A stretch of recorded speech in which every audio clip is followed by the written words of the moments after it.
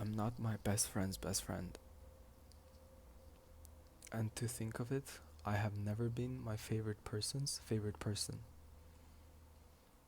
And it goes way back, right? Let's talk about primary school. When I was 12, 13, there was this one girl called Juan Ting, and I remember liking her a lot. She might have been what you can call like a first crush. And I remember she had these favorite gummy bear, peach flavored gummy bear, and I would skip out on my lunch money and I would buy gummy bear for her.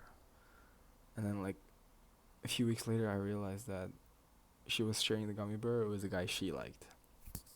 Not just giving, sharing it together. They would be like, one for you, one for me, type of deal. That was pretty great. And then we got to middle school when I started playing basketball because my best friend at the time played basketball, and I just wanted to be like him, be like Mike. I even told him I'm the Pippin to your Jordan. If you play basketball, you understand that's some nerdy shit. But yeah, I like that a lot until I realized he had a basketball buddy that he would train with every day after school. Every day after I'm gone home, he gone home, he would train with his buddy. And then I had this other best friend when I was in middle school back in China. We were desk mates, right? We got cool over like grading each other's homework. It was good times. I liked her a lot in terms of just platonic relationship, I guess. I don't even remember, but we might have dated for a bit, but nothing really came out of it. And then we were just talking a lot. And I started dating this one girl that was hated by like the entire class for some reason. And my desk mate at the time, my best friend at the time, told me that I had to dump her basically to keep my friendship. And did that. I dumped the girl to keep my best friend. It was a very shitty reason, and it was my first time ever dumping anyone. Not cool, not cool, but it is what it is. Then I moved to Kazakhstan. I was in China before. I moved to Kazakhstan and I got into high school. That's when I first started drinking. Good times. Cause Kazakhstan, they're very like chill with their drinking rules, right? I mean, I think the legal age here is like 18. But if you look like you're sure of yourself, if you look determined and you have a little bit of cash, no one's gonna fucking turn you down. They ask your age, how old are you? You just say 18 or 19, and they let you go with it. So I spent my first few years drinking. I mean, since it was international school, people came and went, right? So there weren't really any strong bind forming between anyone. But then I met my first sweetheart. I fell in love for the first time. It was very sweet. Her name was Adele, and I am still extremely grateful for her, even though it didn't really end up quite well. From my perspective, I got like dumped off a forklift or a fucking hill where everything happened all of a sudden.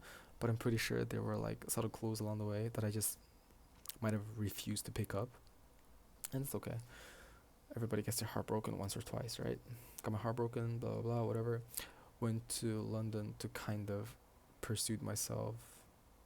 Like, I guess to pursue her because I was still trying to get her back at the time. So yeah, I went to London, my uni years. Mm, COVID hit, and I played quite a lot of games. I was studying at the time as well, but mostly games. And I met this one person that was a catfish, a greasy, old, fat guy cosplaying a girl, and entered into a dumb sub relationship with me where she, the person, would call me master, and I would treat the person as a pet, who I thought was a girl at the time. There were a lot of clues. Oh, the whole fucking universe was sprinkled with clues, but I just, again, maybe refused to seize them. And after like 1 year and a half of constant battles, why won't you see me? And then literally going across London over and over again. I might have taken the tube to her place, his place, hundreds of times, just to try and find the person. And the person has always refused to meet me. And eventually, yeah, like I said, after a year and a half, we finally met. It was a greasy old man. I met him the day before I left UK, and that was that. I came back from UK back in, I want to say 2022, 2021, 2022, and I was playing Dota one day. The game I like a lot. I play a lot of Dota. Beautiful game. Dog shit game. Dog shit fucking game. Toxic sons of whore players. Anyway, great game. You should try it. Anyway, I met my best friend. We were playing this one game, and I was kind of cursing his mom out. He added me, and then we just somehow became friends. We would spend hours, sometimes even days, talking, just talking about random stuff, talking about our hobbies, blah blah blah blah, whatever, right? And during 2024, when I was extremely down, I spent a year in Sweden trying to pursue my studies. Let's just say I spent the entire year giga niga depressed. It was rough, but it's alright. He was kind of the person that kind of helped me through along the way. I appreciate that a lot. He would hop onto Discord even though there were days maybe I can tell that he didn't really want to, but he kind of did it for me, and that was cool. And ever since that period of time, I kind of considered him my best friend, even though I know that he might not necessarily feel the same, because of like past experiences. Kind of figured that he didn't really feel the same, and that's alright. But today I got the confirmation. It's confirmation that I've had for years though. Kind of knew about it. Just had to face it for real today, and I guess it didn't really do anything. It's like telling a kid with cancer that he has cancer.